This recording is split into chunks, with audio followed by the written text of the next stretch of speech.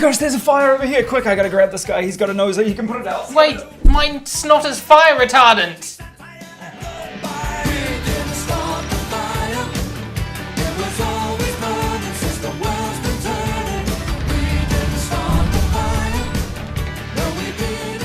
This is a character I've never seen before.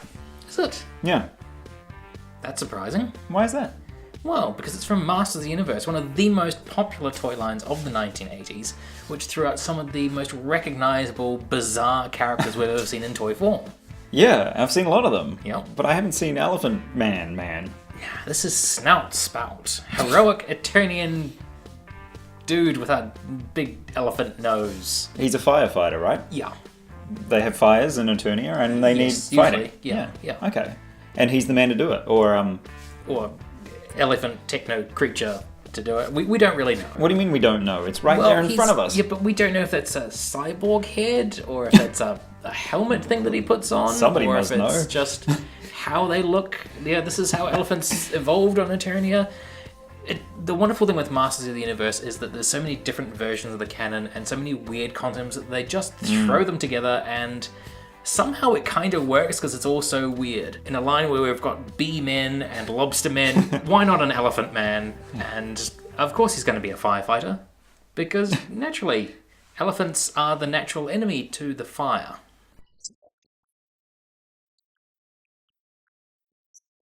To me, it looks like it's a body that's a fairly standard He-Man type body. That's a standard thing. The only difference really is he's sort of wearing a slightly different costume, and his head clearly is very reminiscent of an elephant, but it's a machine or a robot or something like that. The figure is certainly very much in that He-Man style in terms of that slightly squatting, very muscular. Yeah. I don't think he actually shares any parts with any other Master of the Universe figures. Huh. The chest is uniquely his own. The head is definitely his. Yeah.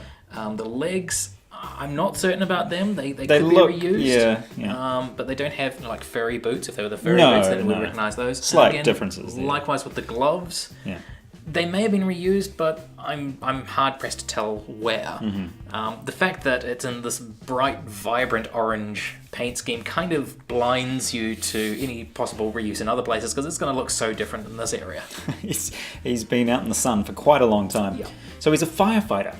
Yeah. He's a fireman, elephant man. Yes.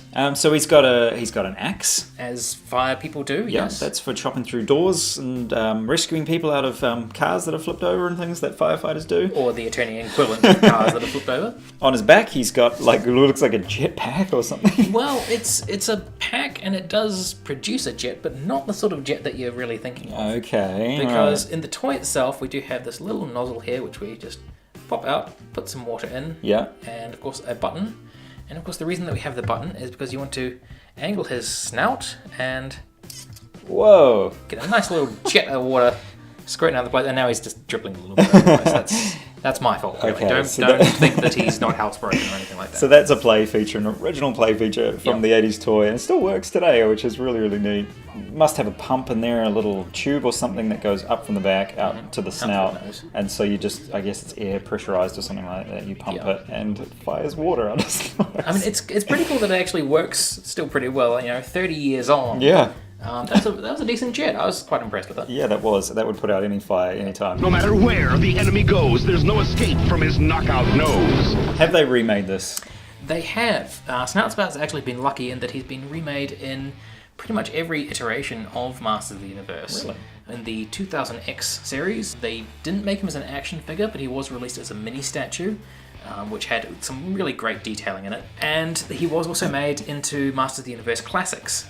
Again, a very cool figure, utilising more modern techniques, much more posable and that sort of thing. Yeah. And they did actually also produce an alternate head, so you could swap out a more standard head for a more 2000X style head for that Masters of the Universe Classics. So he's actually had a reasonable amount of representation.